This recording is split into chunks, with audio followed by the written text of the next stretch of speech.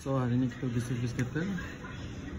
So dah servis, kita akan masuk sini dekat engine punya tempat. Kalau ni pula untuk injector fuel. Masuk dekat tempat kita isi minyak tu. Let's go. Let's go kita. Bawah ni.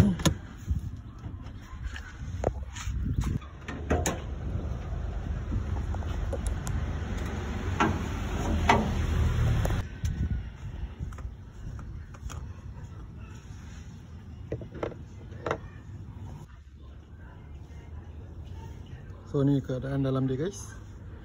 Nano Premium Nano Active.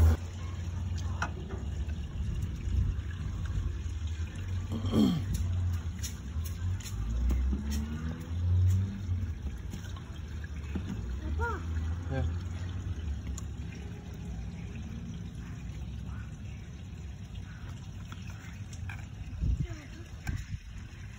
Oh, jatuh. Ada situ. Ada berapa jatuh? Fuel injector.